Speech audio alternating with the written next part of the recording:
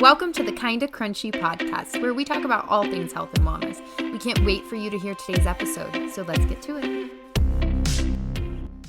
Hi guys, and welcome to this week's episode of Kinda Crunchy. As always, I'm Jensen. I'm Rachel. And we're so excited you're here watching either on YouTube or listening on Apple and Spotify.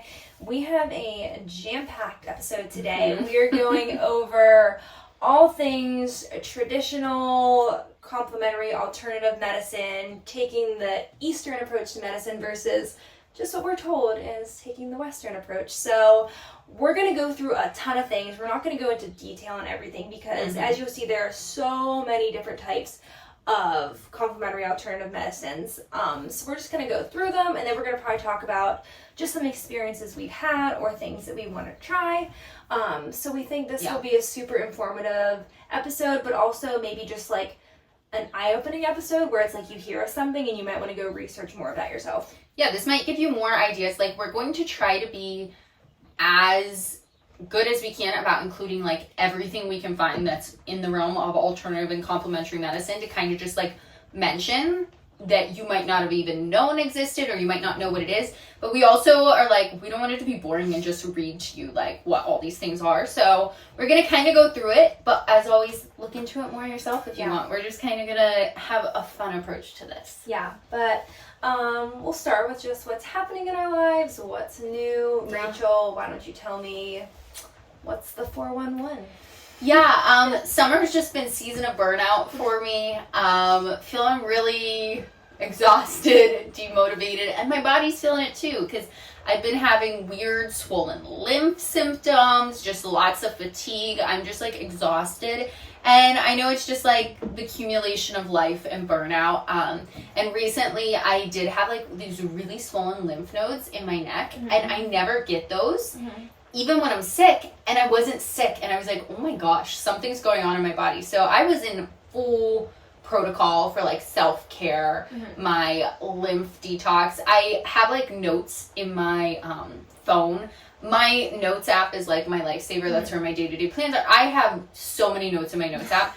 But one of the folders I have is like my health toolkit, and I have for like flu, cold, allergies, lymph nodes, like constipation, everything. Like, okay, what are things I can do for like my lifestyle, my diet, my hydration, supplements I can take, teas I can drink. And it's just like a quick guide, like headaches, anything for when, because once you feel like that, you're like, I don't feel like doing anything. But if I have it there and don't have to like look it up, it's easier. So just was following my lymph protocol. Are you feeling better now? I'm on the way. Still burnt Maybe out. by the time this episode comes out in weeks. I'm working on it. I'm still really fatigued and burned out, and honestly I just need a break, but we're getting there. Life's just pretty jam-packed and it's hard to pull back on a few of the things, but there's an end in sight. I have a date that I'm like, it's like the finish line of a race. Finish line of summer, and I can settle back in. I was like, it's like back to school time, even though I'm not going back to school. That's when I'm like, okay, back into routine, the swing of things. Life feels more normal. So yeah, That's you. Yeah. What about you, Jensen? Well, I'll just share with you a weekend that I had recently. So my parents came out to Lancaster to visit. Aww. It was actually before we were leaving on our vacation with Logan's family. So my parents were coming out to one, see us, but two, to take Bentley back home with them. They're our dog sitter because they love him so much. And people say, like, why do your parents, like, dog sit your dog when you could get someone local? And it's like, because if we get someone local, they would be angry. Like, and it's expensive, and our parents do it for free. But they will literally drive 3.5 hours just to come get our dog. Oh my gosh. They love him really so do. much. It's a grand puppy. They have the time of their life. That's how my in-laws are with my dog. So that's why they came out. But they also came out, well, first they actually came to Logan's soccer game, which they've never seen him play soccer. He plays in, like, church league. I forget that he plays soccer. Right? Every Thursday night. Because now he's so into golf that I forget he's a soccer guy. He's a soccer guy. So it was fun for them to, like, see him play. And then we took my parents to Sight and Sound, which most people I feel like have probably heard of, but it's near our house in Lancaster. And we saw Moses, which was phenomenal. It's like a Christian Broadway, essentially. But really well done. It's so well done. It's really neat. Like, and they apparently, like, Moses was there like years back, but they've like revamped it. And when they like come out and watch when they part the Red Sea, like how they do it is just Don't give it away because we'll probably go sometime we come out to record. Yeah, it's so good. And that was my parents' first time there, and we went to just a lot of fun, cute little restaurants. Did they love it? They loved it, absolutely loved it. And the animals, there's like live animals. But we went to this place called Agape, which if you're from Lancaster, you probably have heard of this. It's this really cute place that we need to take you to. It's near Sight Sound, so it's a little farther from our house.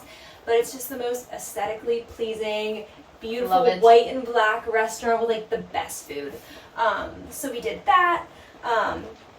My mom and I went to Lidditz for the day, which Lidditz is just like a cute little town next to us. It has lots of cute shops and restaurants. The boys golfed, obviously. And then we had a wedding. Shocker. Logan's cousin got married. It was a beautiful wedding. But I have to share this with you, and she's probably listening to this. She was reading her vows.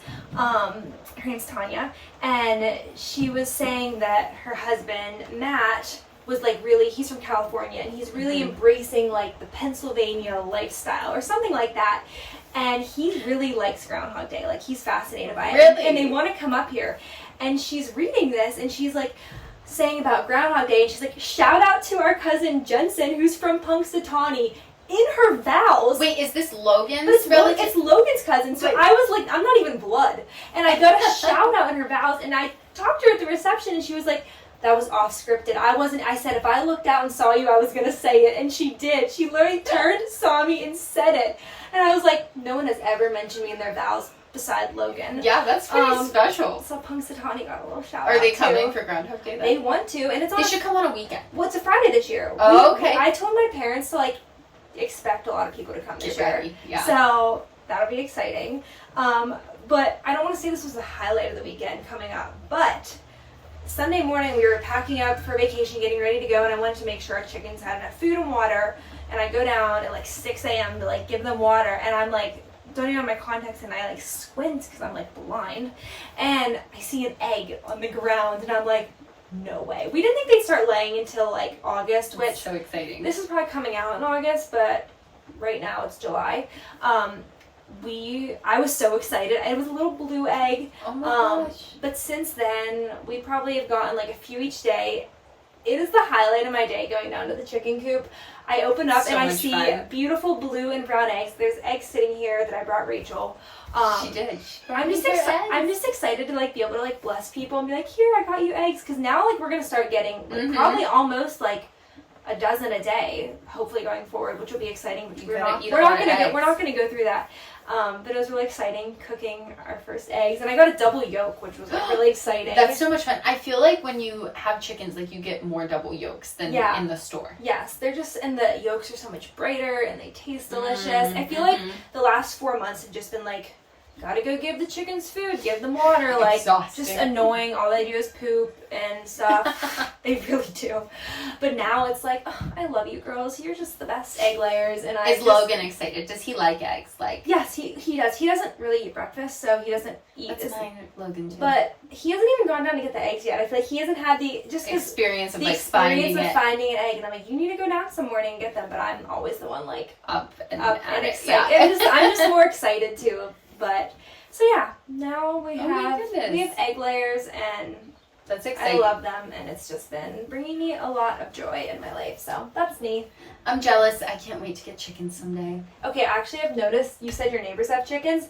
Have you seen them everywhere? Literally, I've been sitting here and I'm like looking out. Oh, yep, there's the rooster, and I've been hearing them too. Yeah, I was in my garden the other day picking stuff, and I have the fence up, and I was like facing the fence, and their chickens, it was kind of rainy, so their chickens go under my shed sometimes because it's like elevated. Yeah. And I didn't realize it, and the rooster had come around and was like in protective mode and charged at my face while I was bent down. Luckily, the garden fence is there, and he he smacked off it and bounced back. Wow. And I was just like, oh my gosh, the neighbors, I texted Logan, I was like, the neighbor's rooster just charged at me. And I was just in the garden. I was happy for the fence. That's why we don't have a rooster, because roosters are mean. They are mean.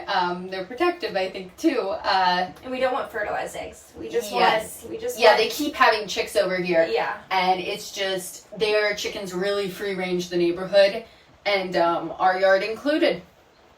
So But you get eggs from them, right? Sometimes? occasionally. Okay. The little boy's the one that does the eggs, and he does it when he's bored. So it's about once a month he'll give me 20 eggs all at once, and then not again for another month. So I don't have good consistency there. That's so Just funny. random gifts, and they're normally like either free or 50 cents for 20 eggs. Aw. So it's a good deal when I do so give sweet. them. Aw. But Yeah, that's me. Do we Oh. want to get into yeah, today's episode? I think we should. Okay, we're talking all things complementary alternative medicine. So what we're going to do first is kind of talk through the different types, I guess. So we're Yeah. going to do traditional Chinese alternative medicine, Ayurveda, homeopathy, and naturopathy. We're going to kind of talk about what the differences of those things. I know for me, it's like you hear those terms and you're like, okay, it all means like crunchy stuff, but Yeah. you don't really know the differences between those ones. Yeah. And then we're going to get into like different practices in those realms. So it could be from Ayurveda, it could be Chinese medicine, it could just be like complementary alternative for your body, for your diet and herbal things, external energy, and mind practices. So we're kind of going to give you a whole overview. Yeah. So I'm going to start with like the traditional Chinese alternative medicine. So it was some of the first medicine we ever had, developed in China thousands of years ago, before like the Western world even like was a thing, and used to treat disease and prevent ailments. They believe in the yin and yang, Yeah. which I think I always used to be like, oh, that's like weird Yeah. spiritual stuff, but it's not. From what I understand, it's more saying like your energy in your body, Yes. and that can even mean like around organs, whether it's like dark, heavy energy or light, bright, like youthful Yes. energy.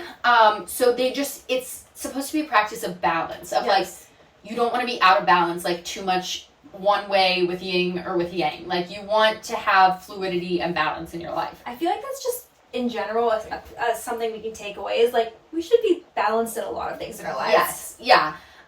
They incorporate a lot of things like acupuncture and acupressure, massage, herbal medicines, certain body movements and practices. They use that Chinese body clock I've talked about, which like relates to organs at certain times.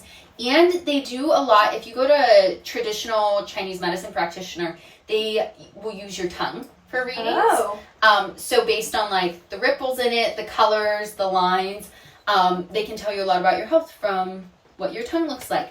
So just interesting things that you're like, what? Like if you went and they're like, stick out your tongue. Yeah. And then they're like, oh, your liver's out of balance. You'd be like, what? What is this? But it's really like they have practices like that. One of the books that I do love, that some of this info came from, is Dr. Axe has a book. You let me borrow this. What is it called? I'm blanking on the name. We'll put it in the show notes. Yes. But it's about Chinese medicine, and he has like the tongue chart in there, the body clock. He explains more in depth about all these different practices and stuff, and it's just really helpful to understand this stuff. And it's a great book because it literally has like a whole section of like diseases or things you're dealing with, like hormonal imbalance or like IBS, and it's like what you can do and what are, it's really interesting. It like targets specifically things. One thing I wanted to add with Chinese medicine, which is something that they discuss that I'd never heard until looking into it. It's called dampness, is something that they focus on. So basically, dampness is a byproduct of eating foods that like clog the free flow of energy in your body. And foods that cause this, they say, are a lot of dairy products like cheese, yogurt, white flour, sugar, all the things that like they say we should be careful about eating. But they say that it causes like a dampness in your body, which creates blockages, which lead to disease and inflammation. So that's something that they're very like making sure that you're not eating foods that cause dampness. Yeah, a balance between that and then like too much heat in your body and things like that. Yeah, so really interesting, probably way different than what you're going to hear like a Western medicine doctor talk about if you saw one of those. The next thing's Ayurveda, which is the ancient medicine developed in India thousands of years ago. So the Chinese were doing their thing, the Indians were doing their thing. So they believe your body has energies, just like Chinese medicine, but the energy is called doshas. I think that's how you say it. I think so. That circulate in the body. So there's 3 elements for them that need to be balanced. They believe a lot in the body having elements that mimic nature. So like water, air, space, fire, earth, wind. Yes. Metal, I think, is another one. Again, that is in Dr. Axe's book too. We will link that below. It's a really good book. But they believe that you have your, okay, let's see if I say these right. Vata, Pitta, or Pitta, I don't know, and Kapha energies. So the Vata is like your space and air, your movement energy. So like your muscle movements, your heart pulse, your cells, being balanced. It also relates to being like creative and flexible if you're in balance. If you're imbalanced, fear and anxiety. Yeah. The Pitta is your fire and water, which is like your metabolic system it's related to. So your digestion, nutrition, temperature. If you're in balance, it's like you have understanding and intelligence. If you're imbalanced, you have anger, jealousy, hatred. So that's like the hot, fiery one. So interesting. And I was looking into like what practices are within all these to like stay balanced. Yeah. And like the Vata, it's about eating warm foods and spices and avoiding all the cold. But then the Pitta, that is where they say about eating cooling non-spicy foods. Like if you have too much of that and need better balance. So it's interesting. It's like one area is telling you to eat warm foods, one's saying cold foods, but it all comes back to being balanced. Yeah, and if you're imbalanced, then you can lean more into this one to get back to balance. The last one's Kapha, which is earth and water, and it relates to like your body structure, so your bones, muscles, tendon, joints, and your immunity. So when you're balanced, you have like lots of love, you're calming, forgiving. Imbalanced, they say you have a lot of attachment, greed, envy. So just interesting. If you're strong in one element, you can try to like tap into another one to balance. There's a lot in that we're not experts in, but wanted to share about it. I would love to get a guest who is like, oh my gosh, I don't even know who though. If you're a practitioner of Ayurveda or Chinese medicine, tell us. I should ask my acupuncturist. She'd be Chinese medicine, wouldn't she? She would be amazing. I wonder if she would. What's it hurt to ask? I don't know if Wouldn't that be so cool? Maybe my next session I'll be like, hey, I have a podcast. Do you want to talk on Yeah. That'd be so fun. Okay. I feel like we'd really be getting into stuff we don't know. Yeah, she's a doctor. Really, she would just blow our minds. We'd be like, well. Yeah. Okay, so the last two things then. Homeopathy believes in treating like with like, so the body can cure itself through use of plants, minerals, natural substances. It's individualized, non-toxic, green manufacturing. Naturopathy, kind of the same as homeopathy, but just a little different. They want to treat ailments and disease by preventative measures without drugs or surgery. Use a lot of herbal products, nutrition, aromatherapy, alternative practices. They like to look beyond the symptoms to the underlying cause, trusting that body to heal itself with the least invasive treatments. And using your doctor as a teacher rather than just like to write prescriptions. So I feel like with this, you're really focusing on getting to the root cause of things like, you're having a hormonal imbalance. Well, are you lacking this nutrient that you're lacking sleep? Like taking a look at the whole body versus just like, you have a hormonal imbalance, let's just throw a pill on Not just trying to fix the symptoms, trying to fix the root cause. Yes, exactly. Yeah.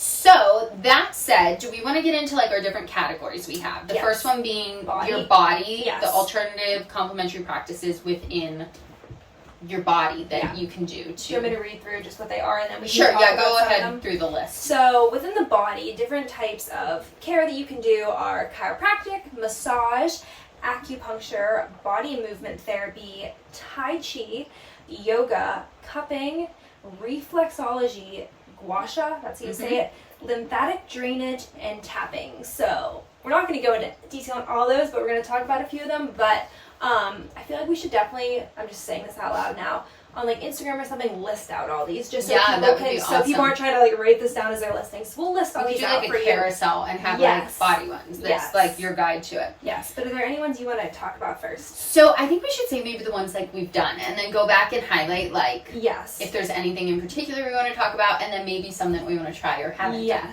Okay, so I have used chiropractic. We've had chiropractors on here. Massage. I've dabbled in yoga, getting more into that since our episode with Lizzie. Same. Gua sha, lymphatic drainage. I have not done reflexology or cupping at all. I think it'd be interesting. The cupping scares me with the bruising that can happen from it. It doesn't always have to be like that. There's different methods of it. The body tapping is another one I find really interesting. It's essentially like tapping specific acupressure points to relieve pain or like move things around in your body. They believe there's like meridians of energy. It's like acupuncture without the needles, so to speak. Yeah, and it brings blood flow to them to help with healing. Yeah, like acupuncture without the needles. And it seems pretty simple. I've just never tried it. It almost seems like too out there. Like how are you just tapping? But it makes sense. It does make sense. It's like points. So that's one that's interesting. The reflexology is the points on the feet. Have you ever seen the charts of your feet that relate to like every touching organ? this and helps your like kidney or your it's heart. Like putting pressure or oils there. And I just feel like it's like there's so much on those feet. I don't know anything about it, and I don't know a reflexology practitioner, and I'm also like, I don't know. But I'd imagine it might feel good because like kind of a foot massage. Yeah. I don't know. I love a good massage for relaxation. I get some big knots in my back. I'm always like, give me the elbow. Like, I want you to put as much pressure as possible. I want you to hurt me. I want to be hurting the next day. Literally, I'm like to those muscles. Shove your elbow in my back as hard as you can on this knot. So I love a good deep tissue massage, hot stone, like really working it. Maybe I should do cupping because I think it's intense like that. You would like it. I would probably like it, but tell us about ones you've tried, want to try. I would say something that I want to focus more on is like the lymphatic drainage. I'm pretty good about dry brushing before I shower. So dry brushing, we've talked about that as a way to stimulate the drainage, which basically you can get a brush for like $5-10 on Amazon, and you just like basically dry brush all your skin before you get in the shower. Because your body doesn't want to just drain itself. But the one thing that I've thought about getting is the little rebounding trampoline. Me too! Like, it'd be so, first off, to just jump every day. But that's actually a really great way for your lymphatic system to drain. Yes. By literally jumping on a mini trampoline. So that's, I should just buy one off Amazon. Look, big. Why do we have a trampoline? I think it's good for you. I know, that's what I thought, but then they're kind of expensive. They're like over $100. If I found one for like $20 on Amazon or on Facebook Marketplace, I would like be like, yeah, okay. We had one. My parents had one. They probably got rid of. Didn't we all as a kid? Yeah. And then I actually had a little one too. Oh really? Wow. I don't know why. But what I'm going to talk about is, you probably know it's coming, is acupuncture. Ooh. I had acupuncture this week. I am the biggest fan of acupuncture. I will say this till the day I die. Do you still get them in your head, the needles? So I only got that once, but then this week they did again. So it was like my head, my stomach, my wrist, my ankles. Crazy. It is so relaxing. You lay there, she puts the needles in you, she plays like the most peaceful music. The time goes really fast, and you can truly feel like, I don't know what blood flow increasing feels like, but that's what it feels like. You just feel like different, I can't even describe it. You just have to do it. But it releases so much stress in your body. I feel on top of the world after, and it's so cool. I've talked to her like, I've asked her questions like, why do you pick different points, like different like points, even like your menstrual cycle. Like she'll put them on different meridians because of that, which I think is just fascinating. But if you're dealing with any stress, I know it can be used to heal so many different things, from like migraines to allergies. If you're looking for a way, I would give it a try. Downfall, it is a more pricey alternative, so maybe I would try some more free things first. But if you're looking for a way to like really like get to the root cause of a problem, I am like big fan of acupuncture. See, just like listening, I'm not like I want to get acupuncture. I'm like, why didn't I go to school to be an acupuncturist? Because my problem in life is when I find something slightly interesting, I'm like, I have to do that with my life now. This is my whole life. And you can charge so much. I feel like you would have to be so knowledgeable. You would be. There's so much to know about the body and health for that. You can't just like stick random needles into people and be like, you're healed. One that I wanted to talk about on the list is Tai Chi. So it's literally like a physical exercise body movement practice that's like specific flows that's supposed to be in a pattern combined with your breathing that increases blood flow, decreases stress. I just think it's interesting because it's like exercise, kind of like yoga's on that list, but it's also like specific for helping your body heal and like I'd be interested to try that. So I feel like it would be like, I would need like an instructor to like, I couldn't just like do a video on my own. I would need somebody like walk me through it. But I feel like there's so many things on here that like we just don't know that like the world has used for years to help heal. I just think it's so interesting. Like we're so just indoctrinated to just like take a pill every time we don't feel well. And there's so many different methods that we can heal ourselves in a more natural state. For sure. Do we want to talk a little bit about the diet and herbal ones? Yes. Do you want to read them off? Sure. So, okay, in the diet and herbal category, we have herbal medicine, which could be its whole own multi-episode thing. Like, there's so, like, you have to be so knowledgeable to be into herbalism and, like, know about all the different herbs. Juice cleanses, fasting, supplements, all the different diets. So, like, ancestral, carnivore, keto, Mediterranean, vegan, vegetarian. There's so many different diets, guys. And then cannabis and CBD. Controversial. So, in talking about these, this doesn't mean like we're advocates of all of them. Yes. We want to give you the info about all of these that are included in these categories. Some of them we've tried, some we have not. Yeah. Some were like, I don't know if I want to try that, or, oh, I really do. Yeah. So, we're just laying it all out there for you. So, are there any of those you really want to hit on? Well, it's funny, I can't remember who I was talking to, but I just had a conversation with someone, and they were talking to someone who was, like, from China or somewhere, and they were saying that, like, when they get sick, the first thing they do is they rest and they drink herbal tea, and then they feel better. Like, that is, like, what the first thing they go to is herbal teas, and I think there is so much power in herbal teas. I feel like the herbal teas that we have over here are like the store-bought ones that are not really even herbal teas. They just say that they are, which I feel like that's a good start, but I think there's so much research and knowledge behind, like, understanding how you can use different herbs. I would love to be more knowledgeable in that, because I feel like there's so much power in healing herbs. Supplements is something I want to talk about. Okay. I did take supplements, and then was trying to really focus on, like, healing my hormones. So I was taking so many supplements just because it's like, oh, this will fix this. And now I take, like, 1 or 2 supplements. Just eats liver. Just eats liver. But supplements are what they are called. They are used to supplement. I think we just, and they're expensive. They can be a money scheme. They can be. Everyone's trying to sell you their supplements. Everyone's trying to sell you their fix that's going to heal everything. I think it's important to focus on sleep, stress, food, water intake, and then what are you lacking from that? Because some people do need supplements. There are a lot of things that we can't, minerals and nutrients we can't just get from all that. But, like, being smart about it and not just, like, trying to, like, take 10 supplements a day. That's my opinion. One of the ones I have on here I want to talk about is fasting. I've talked about this before. I think there's a lot of factors dependent on whether you should fast or not. Intermittent fasting is like a big trend. I think if you're a woman with a menstrual cycle still, you should only do it during certain phases of your cycle, and be careful because it can affect your hormones. But I do think fasting can be a tool used for healing the body, and it has for a lot of years. Whether it's a short-term fast, which most of us do a short-term fast every day overnight while we're sleeping, like 8 to 12 hours until you break fast. Breakfast. Logan just the other day to me, he was like, did you ever realize the word breakfast is break fast? And I was like, you're on to something. I did, but good job. But then you can have, like, your intermittent fasting, which is longer periods each day of, like, 12, 16, 20 hours fasting. You can have a couple day fast, 24 to 36 hours, or longer term, 5 to 15 days even. Shouldn't do that without a doctor. Shouldn't do that without medical advice and oversight. But it can be used for healing for diseases, reducing inflammation, which is the root cause of disease. So that is one I have used before for helping, encouraging healing, but I'm very careful about how I do it and when, and how I practice it.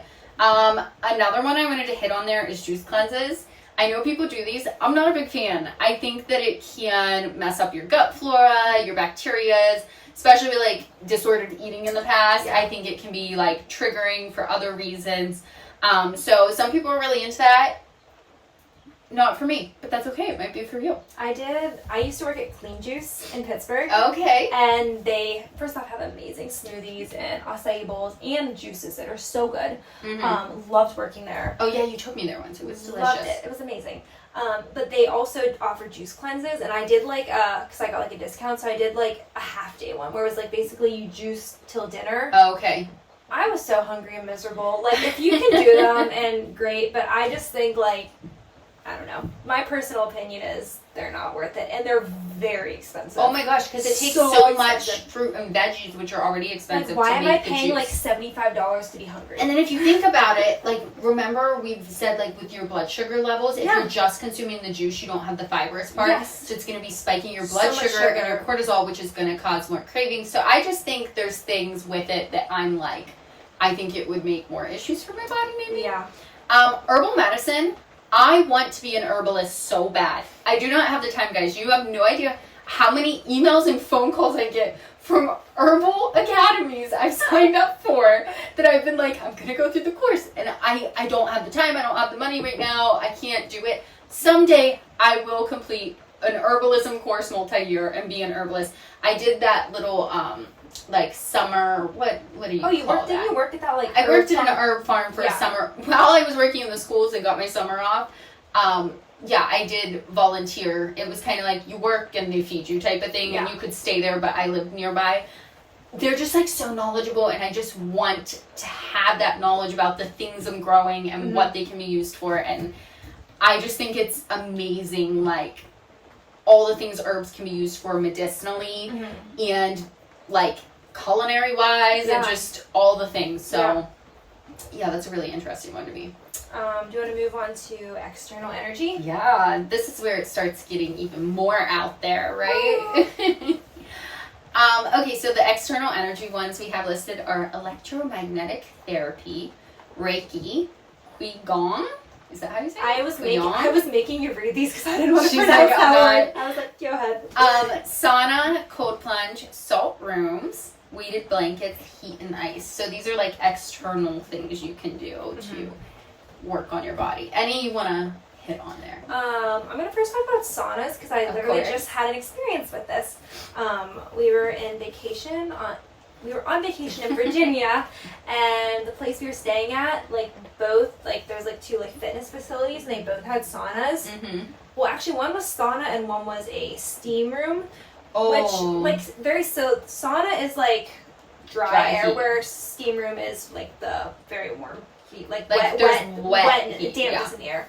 And both of them, I just felt like a new woman after. Logan and I talk about, and you and I talk about too, like we have looked up prices of saunas all the time. They're not that expensive if you're going to use it every day. And like pays it off the health benefits are so amazing for detoxifying when you're sick. Like going into a sauna or a steam room can literally just, you feel so much better after. For sure.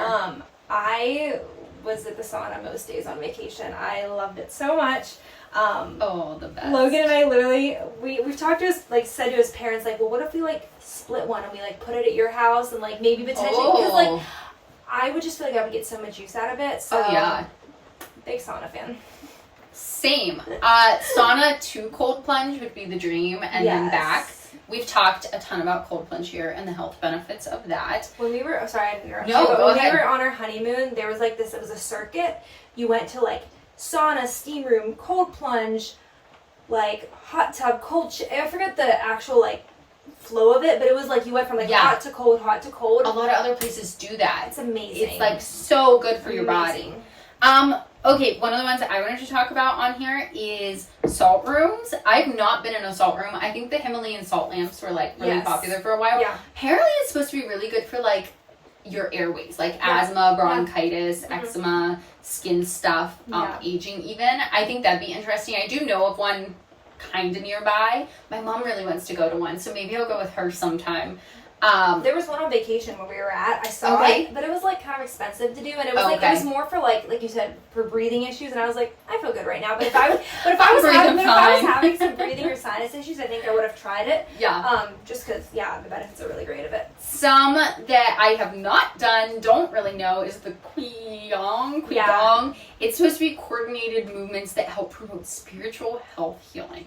So kind of like the Tai Chi thing. Yeah. Really interesting. I'll have to look more into that. The Reiki, it's a Japanese form of energy healing. So kind of like we were talking about how like acupuncture, they say energy or like the tapping like meridians, but a lot of times it's like acupressure points that they can bring blood flow to. Yeah. This is a belief that like you can move energies through other people, like with your hands, if I'm understanding it correctly. It's like, I don't think it's really for me.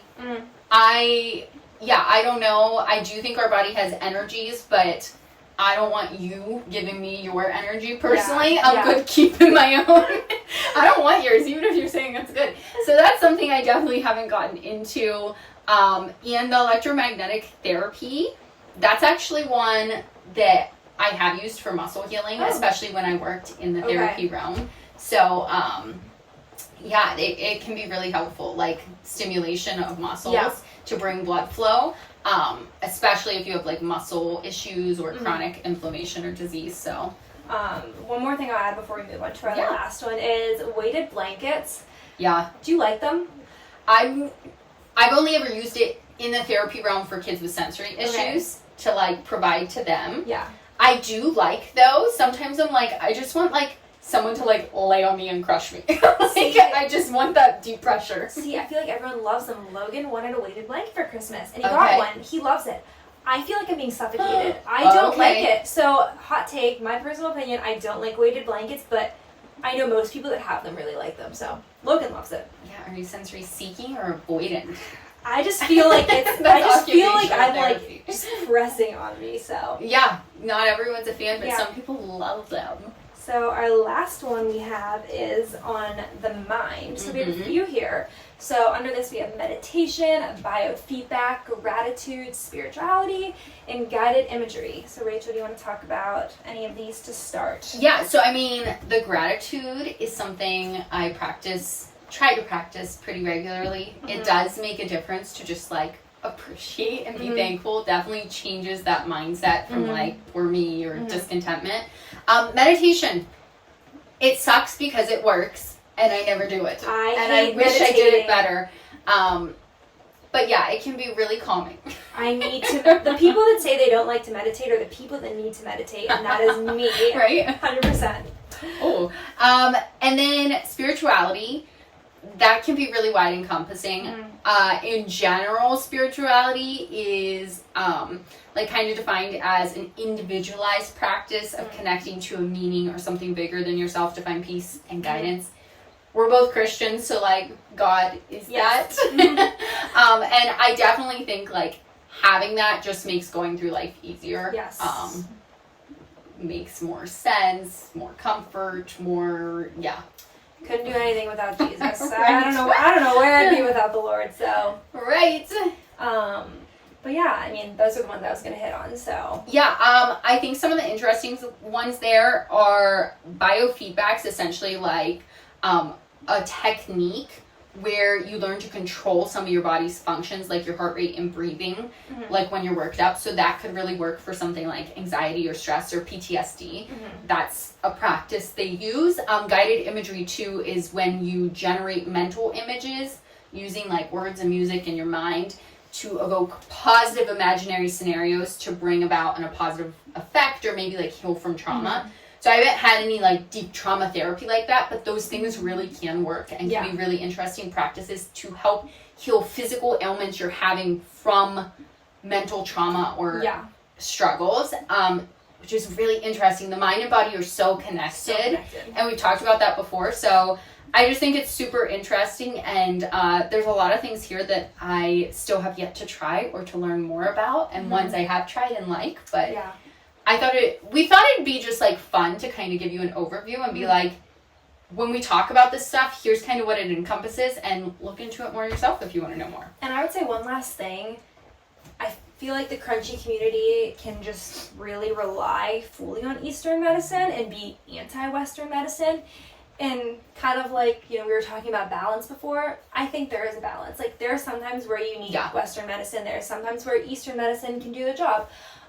We're not saying, like, never use Western medicine, because we do utilize that. I think it's just our mindset is not jumping right to just taking a pill, going the Western route, when there are so many different natural ways you can heal yourself. So I think it's being aware of alternative ways. And, you know, when you're not feeling well, like, think about what you can use on the Eastern realm, and then if that's not working, then you can utilize Western. I think it's about finding that healthy balance and not feeling bad that you're not being natural or crunchy enough if you take a Tylenol. Like, you know, it's just finding that balance. Exactly. That's like, I told Jensen, essentially, like, my idea or what my practice is I'm going to try, like, the natural solution first for most things. Now, it depends on the person. It depends on what underlying factors you have. It depends on what it is. Like, a cold versus cancer are two different things we're talking about here, guys. But I'm probably going to try a natural route first. Or I'm going to go to the doctor and be like, I want to be doing these things complementary to what's going on. Yeah. But I think it's important, if you're using them as complementary medicine, don't try to be sneaky to your doctor and, like, do it. Because you could be, like, say, God forbid, you're having to get chemo, and then you're like, well, I'm going to do this natural thing on the side because I read it helps with cancer.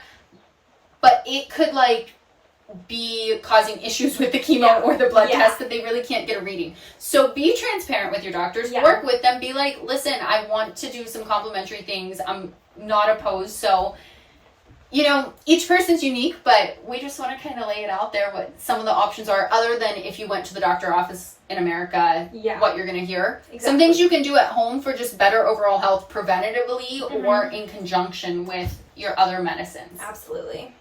So yeah. Should we get into our Q&A? I think so. We're going to do a little Q&A, guys. So one thing I want to add with the Q&A, I feel like when people ask these questions, they probably think we're not getting to them till like a month or two later. When you do ask them, we do answer them like a week or two later, but the episodes just take a while to air. So if you're asking a question and you're like, oh, I haven't heard from them, it's coming. Don't worry. So keep asking. Good point.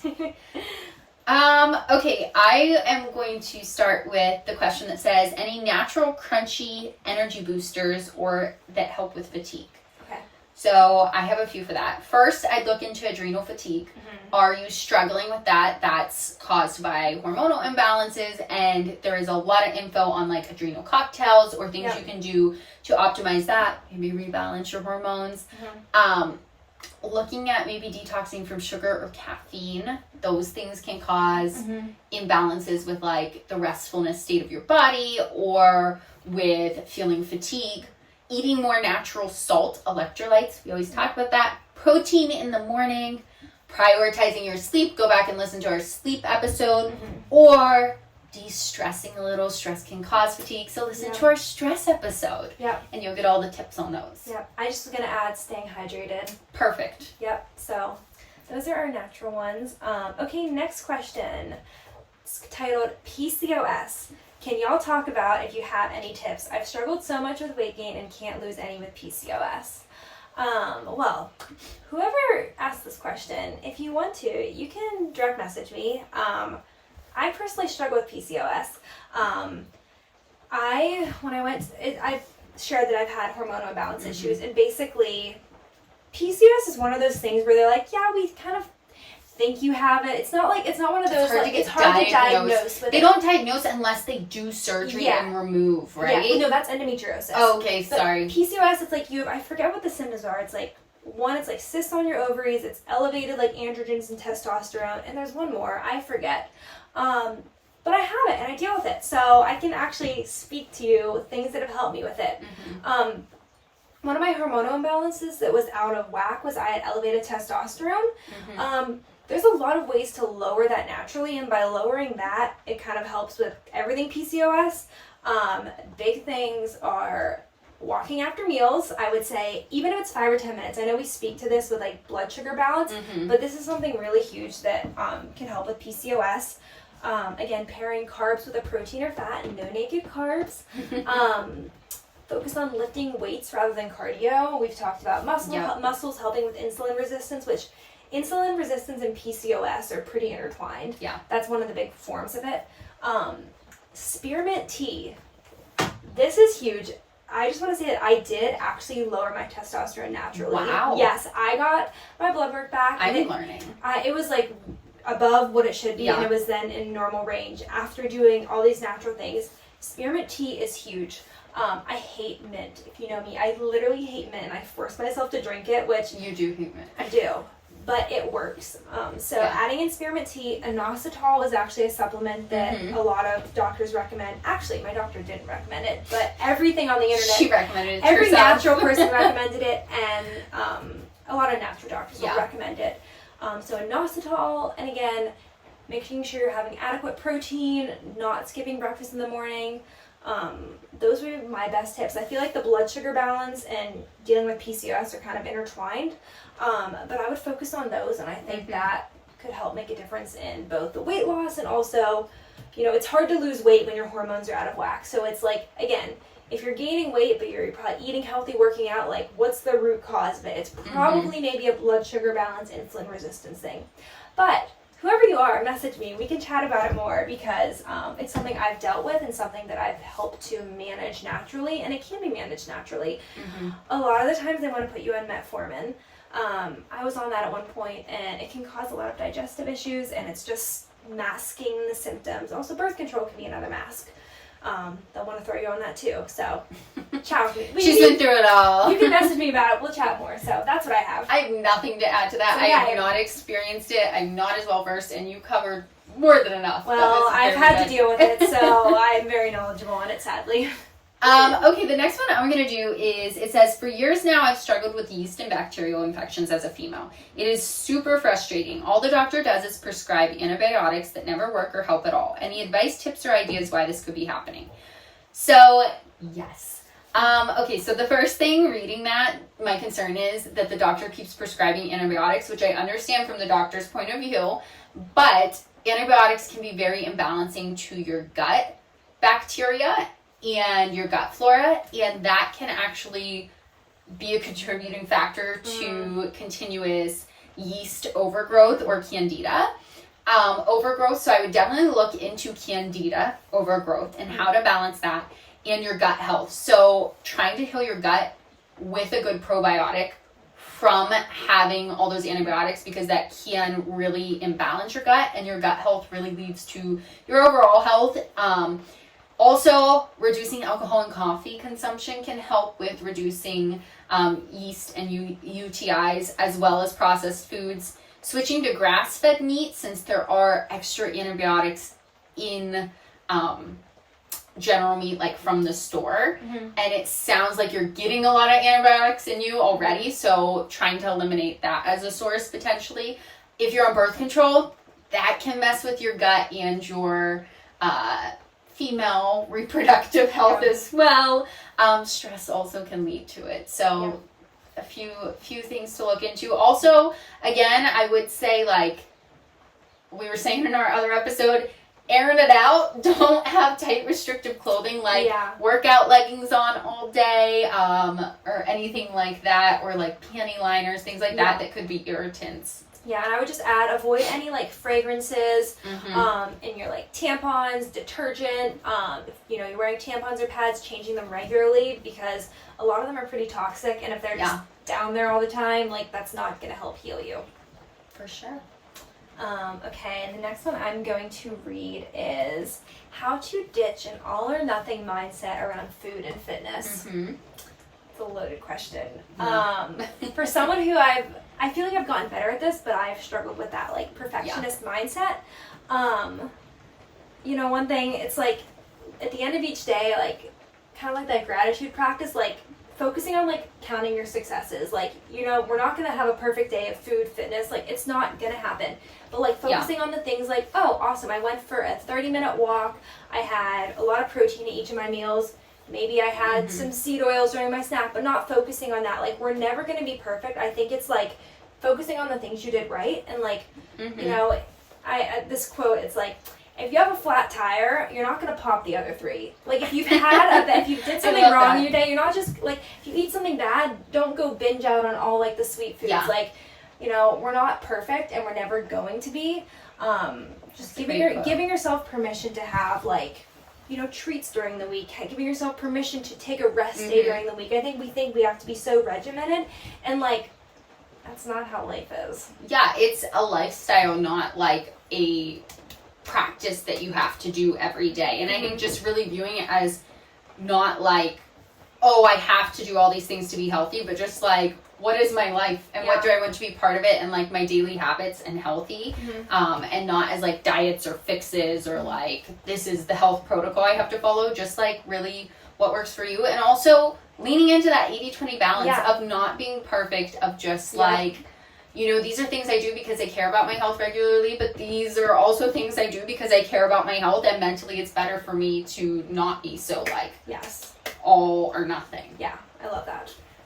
Okay, the last one I'm gonna read says, well, maybe I didn't screenshot it right. It was essentially asking about tongue scraping, that there was still confusion around tongue scraping, when to do it, like how do you do it, stuff like that. We should post a video on our Instagram story of just like how we do it.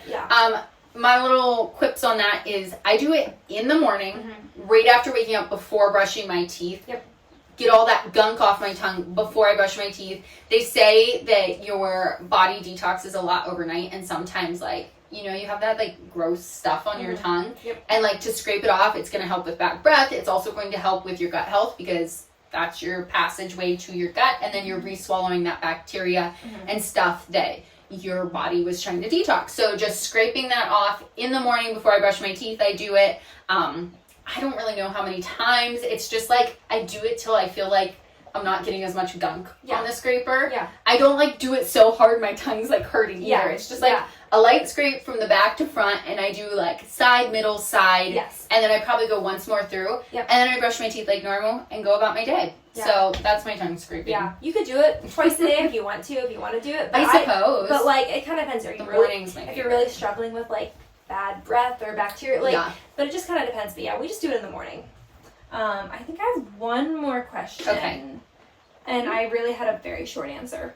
The question was, are green powders worth it? Yes. And I just said no. I just think that I do other things first. I would focus on eating your greens, sunlight eating your vegetables, in the morning, getting walking. sunlight. Like, green powders are so expensive, and there's a lot of other things in them.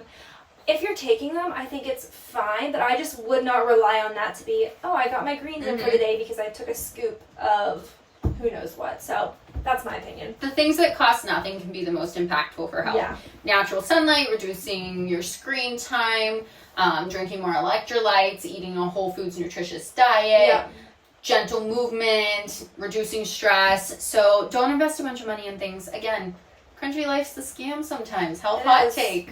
So we're focusing on health, and it doesn't have to be expensive. Which our financial husbands love hearing that. Although they're probably like, practice what you preach then. Yeah, but why did you buy this organic product? What is this? The grocery bill. But I think that's all we have. That's all I have. Okay, well, thank you guys. I hope you found this interesting and it wasn't boring, and that you learned a lot about new alternative and complementary medicines. Again, if you're watching on YouTube, make sure you subscribe, like this video, leave us a comment if you have any, questions or just want to add anything. Leave us a review. We're so grateful that you've joined us another week to listen. We just love this kind of crunchy community. It's so fun for us. Thank you for being here, and we'll see you next week. Bye. Remember, although we talk all things health and wellness here, this is not medical advice, and you should always seek out your medical professional for further questions. Thanks again for listening. Please remember to share, comment, and subscribe to help support our podcast.